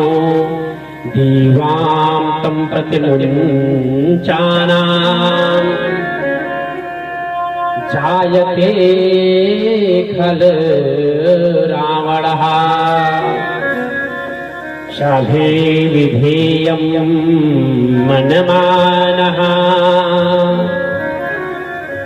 यदि तुष्ठति केवलम। भगवान ने अपने योगिनी को आवाहन किया और अपने सारंग नामक धनुष पर चढ़ाया और रावण के नाभिकुंड पर प्रहार किया। नाभिकुंड पर धनुष तीर लगते हुए रावण का प्राणांत हो गया, मूर्छित होकर रावण गिर गया, प्राण नहीं निकला और वहीं पर युद्ध स्थल में रावण गिर गया। हाहाकार मच गया चारों तरफ, हा हन्नते हा हन्नते हा हन्नते, लंकेश मारे गए लंकेश मारे गए लंकेश मारे गए। सैनिक दौड़ने लगे, हाहाकार मच गया, श्रीगाल रुदन करने लगे, कौवे आवाज करने लगे और रावण आज महापंडित रावण अपने रथ से गिरता हुआ युद्ध क्षेत्र में गिर पड़ा, अभी प्राण नहीं निकला। भगवान आकर खड़े हो गए सामने, रामा दल में हर्षोल्लास हो रहा है, जय जयकार होने लगा, रावण मर्दन भगवान की जय हो। लेकिन आज भगवान सत्य को पराजित करके प्रसन्न नहीं है। आज भगवान बहुत खिन्न मन से है, बहुत दुखित हो गए भगवान, आज मेरे हाथों एक ब्राह्मण का वध हो गया। न चाहते हुए भी भगवान ने एक ब्राह्मण का वध कर दिया। रावण युद्ध क्षेत्र में गिरा है, भगवान बैठ गए एक शिला पर, अपने धनुष को अपने हाथ में लिए, अपने पीठ पर तोड़ीर लगा है, भगवान की आंखों से अश्रुपात हो रहा है। भगवान ने लक्ष्मण से कहा, लक्ष्मण जाओ रावण से कुछ ज्ञान ले लो, रावण महाज्ञानी है, महापंडित है, जाओ जाओ रावण से कुछ ज्ञान ले लो राज करने का। लक्ष्मण गए, लक्ष्मण जी गए, रावण के सिर के पास में खड़े हो गए, कुछ बताओ। रावण ने कुछ बोला नहीं, रावण बोला ही नहीं। लक्ष्मण लौट आए, लक्ष्मण ने कहा भैया रावण कुछ बोल ही नहीं रहा है। भगवान स्वयं उठे, जाकर रावण के चरणों के पास में भगवान खड़े हो गए। तब रावण ने राम लक्ष्मण को उपदेश दिया। भगवान ने कहा रावण ने कहा, भगवान ने कहा लक्ष्मण कहाँ कर खड़े हुए थे? तो लक्ष्मण ने कहा भैया मैं तो इसके सिर के पास में खड़ा था। भगवान ने कहा लक्ष्मण यह बताओ किसी से ज्ञान लेना होता है तो उसके चरणों में बैठना पड़ता है तो उसके सट बैठना पड़ता है? लक्ष्मण ने कहा भैया उसके चरणों में।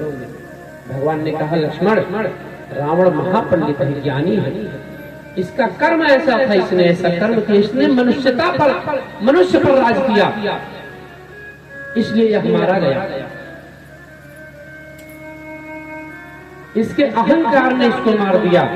और पूरा रामायण पढ़ने के बाद, रामचरितमानस पढ़ने के बाद हमको तो यही ज्ञान हुआ रावण ने मनुष्य पर राज किया और राम ने मनुष्यता पर राज किया, जिसका परिणाम यह हुआ रावण मारा गया, राम की विजय हुई। रावण भगवान राम से किसी क्षेत्र में पीछे था ही नहीं। जीवन में सिर्फ रावण ने एक चीज नहीं स्वीकारा, रावण चरित्रहीन था, इसलिए रावण मारा गया। राम ने मर्यादा का उल्लंघन जीवन में कभी नहीं किया, अपने जीवन में उन्होंने चरित्र का अनुपालन किया, इसलिए भगवान राम को हम सब पूजते हैं। राम और रावण के युद्ध का यही वो है। रामचरितमानस में गोस्वामी तुलसीदास जी महाराज ने बताया और पूरी रामचरितमानस के अध्ययन के बाद यही ज्ञान होता है कि भगवान का नाम ही सर्वोपरि है। अपने जीवन में आपके पास में धन बल हो, जन बल हो, लेकिन सब बल बेकार है। यदि आपके पास आपका चरित्र गड़बड़ हो गया तो समझिए सब बेकार हो गया, जिस प्रकार रावण का चरित्र गड़बड़ हो गया और उसी चरित्र के दूषित होने के कारण रावण मारा गया। इसी के साथ आज इस मंगलमय राम कथा का इसी स्थान पर विश्राम होगा। हम सभी लोग मिलकर भगवान का मंगलमय आरती और प्रसाद इत्यादि लेंगे।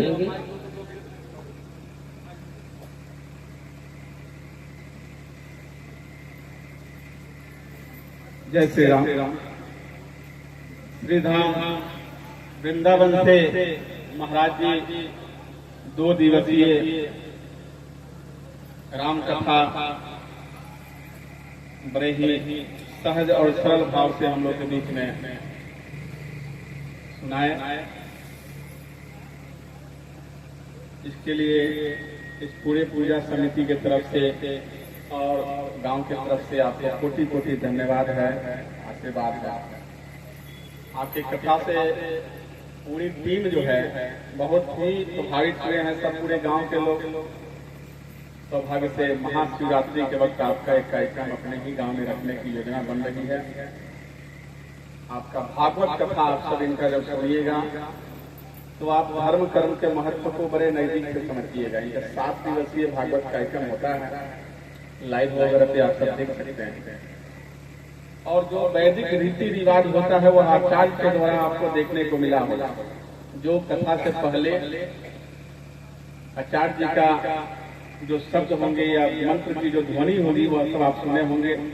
वह एक एक शब्द वेद पढ़कर और विधि विधान से होता है। ठीक है, हम भी इसी गांव के हैं। मेरा एक स्वभाव है भीड़ को इकट्ठा करना, कुछ बचपन से भी कुछ सामाजिक काम करते आ रहे, कभी स्वास्थ्य शिविर लगवाना, कभी पेड़ बंटवाना, कभी महिलाओं के बीच में साड़ी बंटवाना, कभी विद्यालय चलाना। यह एक संस्कार की पाठशाला है।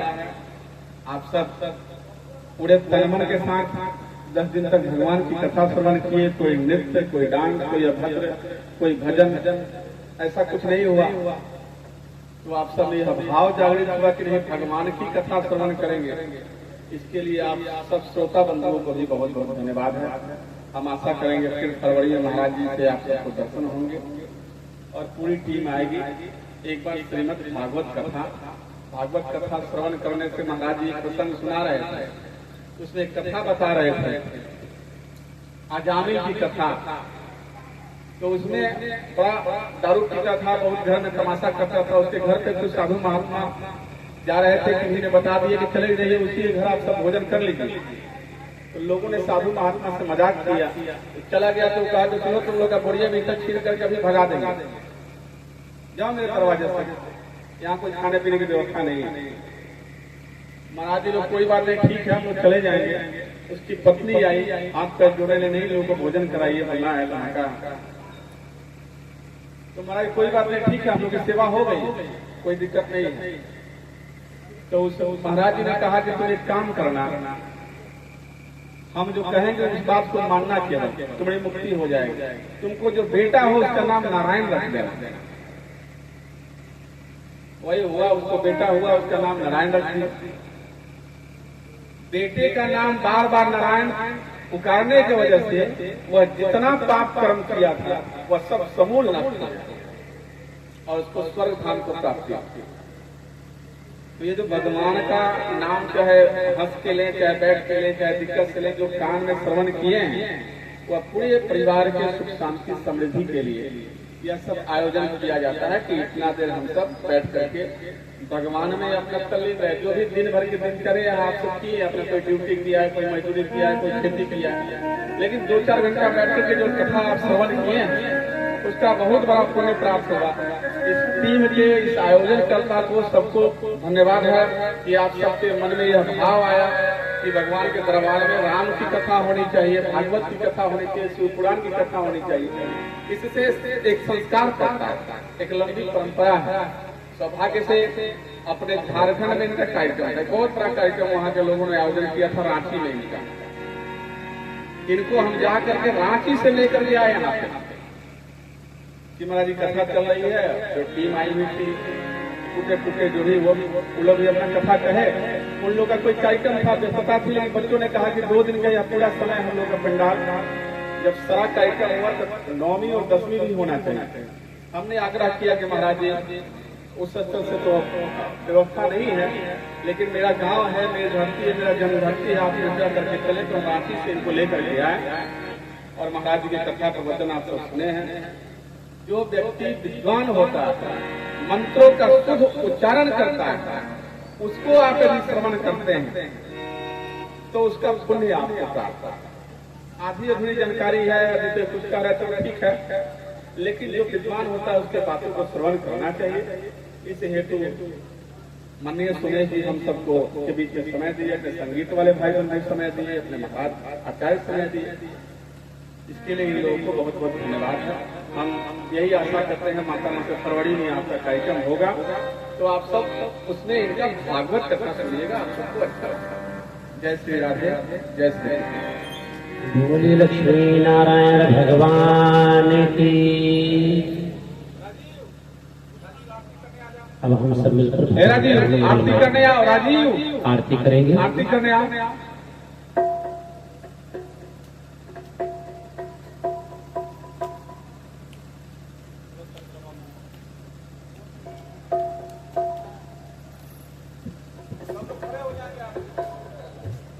खड़े हो जाए सभी लोग अपने अपने निज स्थान पर।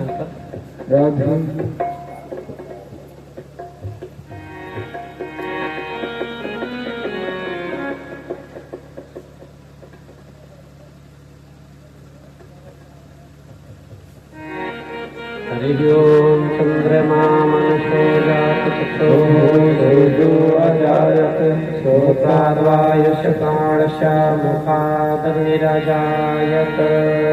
आरती गाऊं करे आपको मना, अवध बिहारी मैं तो आरती गाऊं,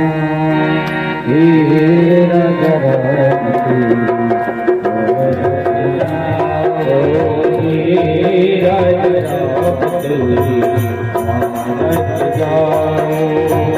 आरती गाऊं प्यारे को मना, आरती गाऊं प्यारे को मना।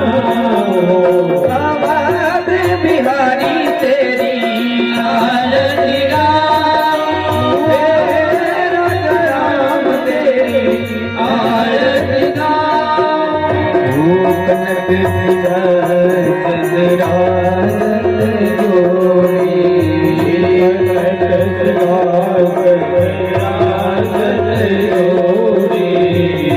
दशरथ नंदन जनक किशोरी, दशरथ नंदन जनक किशोरी।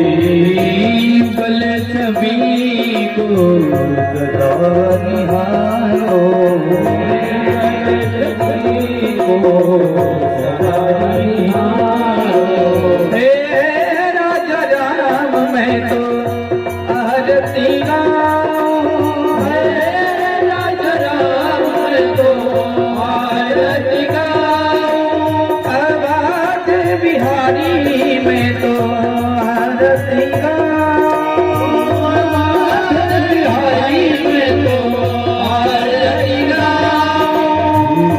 बम भाग शुभते जग जननी, बम भाग शोभित जग जननी। चरण विराजत है सुत अंजनी, चरण विराजत है सुत अंजनी। उन चरणों को मैं सदा पखारूं, उन चरणों को सदा पखारूं। आवाज बिहारी में तो आरती गाऊं, आवाज बिहारी में तो आरती गाऊं। हे राजा राम में तो आरती गाऊं, हे राजा राम में तो आरती गाऊं। आरती है नौबत के मन भाए, आरती है नौबत के मन भाए। राम कथा नित्य शिवजी गाए, राम कथा नित्य शिवजी गाए। राम कथा निज हृदय उतारो, राम कथा निज हृदय उतारो।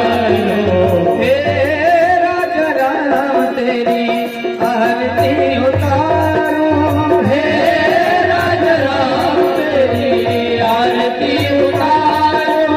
आवाज बिहारी में तो आरती उतारो, आवाज बिहारी में तो आरती उतारो। चरणों से निकली गंगा प्यारी, चरणों से निकली गंगा प्यारी। बंदन करती दुनिया सारी, बंदन करती दुनिया सारी। उन चरणों के मैं दर्शन पाऊं, उन चरणों के मैं दर्शन पाऊं। उन चरणों को मैं शीश झुकाऊं, उन चरणों के मैं शीश झुकाऊं। हे राजा राम मैं तो आरती गाऊं, आवाज बिहारी तेरी आरती गाऊं। हे राजा राम तेरी आरती गाऊं, आवाज बिहारी तेरी आरती गाऊं। कर्पूर मौनम संसार सारम केलहारम, सदा वसंतम हृदयारविंदे भवं भवानी सहितं नमामि।